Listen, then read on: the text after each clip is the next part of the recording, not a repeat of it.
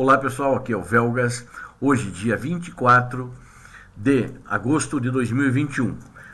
Coincidentemente, não vou falar sobre a Ucrânia também nesse vídeo, mas hoje é aniversário de 30 anos da independência da Ucrânia.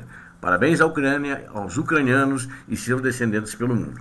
Bom, vamos ao assunto das consequências das sanções sobre a Rússia. Número 1, né? Que é o primeiro vídeo sobre isso de uma série que serão realizados.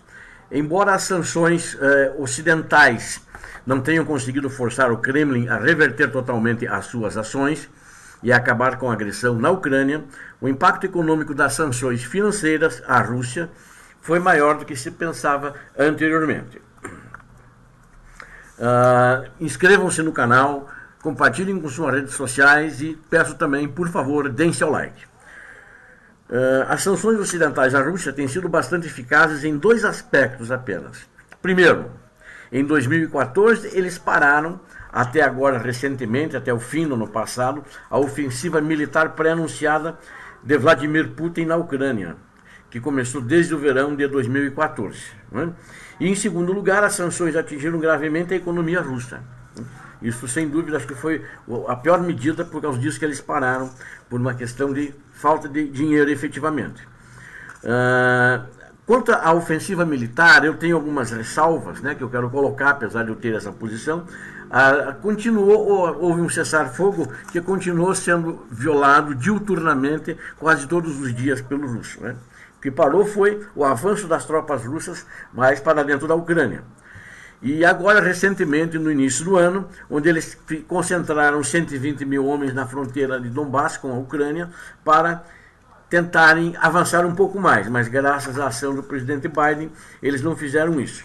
Agora, voltando ao segundo ponto, as sanções econômicas, que eu disse que atingiram gravemente a economia russa, desde 2014 a economia russa vem crescendo só 0,3% ao ano, enquanto a média global anteriormente foi de 2,3% ao ano. Eles reduziram créditos estrangeiros e investimento estrangeiro direto e podem ter reduzido o crescimento econômico da Rússia de 2,5% a 3% ao ano, ou seja, cerca de 50 bilhões de dólares por ano de redução. A economia russa não deve crescer significativamente novamente até que o Kremlin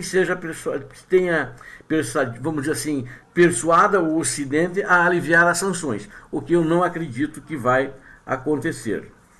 Ao analisar uma política ocidental sobre a Rússia, deve-se primeiro analisar a natureza do governo da Rússia. Os autores chamam de cleptocrático ou neopatrimonial, né? Isso que alguns autores internacionais estudiosos do assunto chamam. Autocracia, pois tais regimes sustentam a lealdade das elites e população por meio da redistribuição de benefícios, os dois objetivos principais de Vladimir Putin. Os sistemas são para manter o poder e enriquecer uma pequena elite, que é uma minoria da Rússia. A política externa do Kremlin deve ser vista a partir desta perspectiva. É projetada para promover os interesses da atual elite do Kremlin e não da Rússia-nação. O meio de fazer isso foram pequenas guerras vitoriosas, conforme descrito por um termo russo centenário. Como a economia russa quase não cresceu desde 2014, o Kremlin tornou-se mais cauteloso nas grandes guerras. Em vez disso, busca os chamados híbridos mais baratos, ou seja, guerras como ataques cibernéticos e assassinatos. Para o Ocidente, uma guerra real com a Rússia está fora de questão. Mas desde a agressão da Rússia na Ucrânia em 2014, o Ocidente sentiu a necessidade de fazer algo substancial para impedir a agressão estrangeira da Rússia.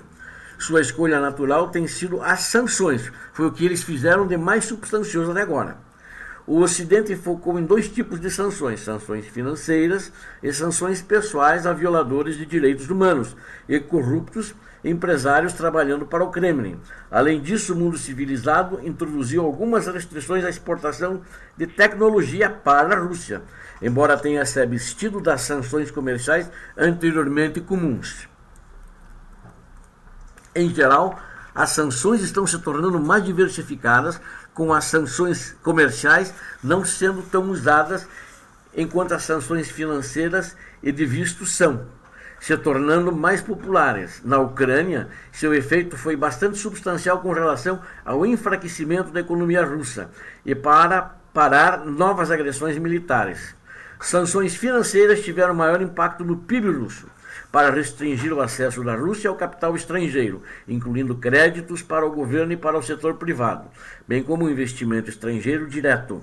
O impacto secundário das sanções financeiras estava atraindo o Kremlin para buscar uma política fiscal e monetária mais restritiva de que seria ideal para o crescimento da economia. As sanções reverteram as políticas questionáveis de Putin, contiveram algumas dessas políticas, ou pelo menos dissuadiram a Rússia de novas políticas questionáveis, como é o caso de invadir novos países, novas áreas que ele diz que pertencem a um espaço pós-soviético. Primeiro, no entanto, é importante avaliar o problema real com o regime de Vladimir Putin e as repercussões internacionais. Qual é o problema do regime de Putin, afinal? Putin provou ser um político habilidoso, isso não podemos negar. Em seu primeiro mandato, 2000 a 2004, ele era para todos e consolidou com sucesso o poder. Ele era o queridinho da Europa, dos Estados Unidos, né? Em seu segundo mandato, de 2004 a 2008, ele estendeu seu controle para grandes empresas estatais, nomeando pessoas muito ligadas a ele, aos serviços de segurança do país, como seus executivos-chefe. Ele dilapidou grandes quantidades de ativos das grandes empresas estatais para o benefício, vamos chamar que assim até muita gente talvez, mas dos seus comparsas, dos seus cúmplices, né? Dessa pequena elite que eu me referi anteriormente, que acabaram sendo cúmplices dele. Desde 2009 ele tem ignorado o crescimento econômico e o padrão de vida tem caído desde 2014. Quando Putin voltou como presidente em 2012, ele tornou seu regime mais repressivo, aliás, muito mais. E a repressão está aumentando cada vez mais. O caminho de Putin ao poder foi marcado por uma série de controvérsias, incluindo explosões duvidosas de edifícios, que custou a vida de algumas centenas de cidadãos russos, a guerra na Chechênia e uma série de graves problemas de direitos humanos, né? E inclusive nessas áreas invadidas, tais como na Geórgia, na Ucrânia, na Moldávia, onde contrários a essa violação russa são torturados e presos de maneira indiscriminada, inclusive na própria Rússia, onde vão ter eleições em setembro agora. O Putin, de uma maneira repressiva no início do ano, já tinha prendido Alexei Navalny, o principal opositor. Aí ele terminou de prender o resto dos outros partidos opositores. Essa é a democracia putinista. A estabilidade política da Rússia sob Putin não deve ser exagerada. Os putinistas no exterior acham que a Rússia sob Putin sempre teve estabilidade, mas não é verdade isso. O país passou por várias ondas de agitação popular. Em 2005, os idosos protestaram contra a reforma da Previdência. E, em 2011 a 2012, uma série de protestos abalou Moscou e várias regiões em resposta a uma eleição obviamente fraudulenta em que Putin retornou à presidência após uma breve restrição como primeiro-ministro, ou seja, ele elegeu-se essa eleição à la moda Alexander Lukashenko da Bielorrússia, que inclusive é o discípulo dele. Desde 2019, outra série de protestos em todo o país tem ocorrido em várias regiões da Rússia, mas nada parecia sacudir seriamente Putin, embora que ele se preocupa muito com isso. Ele respondeu gradualmente, tornando seu regime cada vez mais repressivo. No entanto, é importante notar que existe uma insatisfação muito grande de uma parcela muito grande da população russa com a situação econômica do país, onde há muitos anos não há aumento de salário, onde há muitos anos o poder de renda do cidadão russo médio comum vem diminuindo dia após dia, mês após mês. Agora, vocês vejam uma coisa, esse ano eu mostrei uma série de insatisfações com manifestações após a prisão de Alexei Navalny, o principal opositor dele. Foram diversos dias, diversos fins de semana, e eles conseguiram, finalmente, após um mês de manifestações, nos finais de semana violentas, com forte repressão policial, eles conseguiram parar essas manifestações, porque eles foram prendendo as pessoas, e aqueles que os líderes que eles não conseguiam prender, eles estavam procurando em casas onde a pessoa mora, em casas de amigos, em casas de familiares, possíveis locais onde a pessoa pudesse se esconder. Ou seja, a repressão do sistema de Putin é muito grande. Então, o impacto dessas sanções ocidentais sobre a Rússia, né, de Vladimir Putin, né, é uma Rússia hoje putinista, ela tem a cara do Putin, é ele que manda lá, e mais ninguém, né? Ele não deixa que ninguém mande, não deixa oposição política, é muito grande, né? Esse poder que ele tem.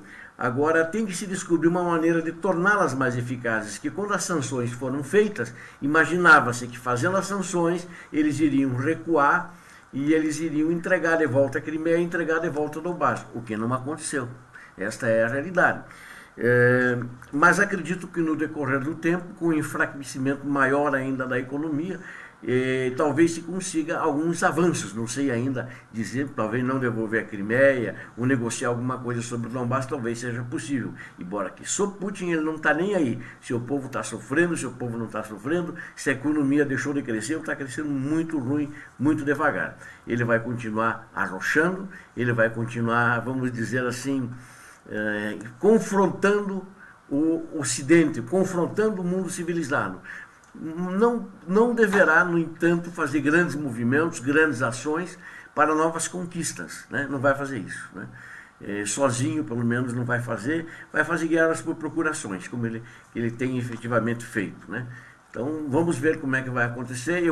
Tenho outros vídeos para mostrar para vocês sobre esse assunto. É um assunto muito extenso, muito longo, tenho bastante material, então eu vou preparando. Provavelmente no outro sábado vou soltar mais um vídeo sobre esse assunto. No entanto, esse vídeo é para todo mundo assistir, esse primeiro vídeo. Eu pretendo, né, se eu mudar de ideia, mas acho que não vou mudar, que a partir do próximo vídeo, esse assunto, quem tiver interesse nesse assunto importante da geopolítica mundial, apenas para os inscritos. Então, se você que não é inscrito quiser assistir os próximos vídeos, inscreva-se e você assistirá também os outros vídeos sobre as consequências das sanções sobre a Rússia e todos os impactos que essas sanções dos países civilizados fizeram sobre a Rússia de Vladimir Putin. Obrigado a todos.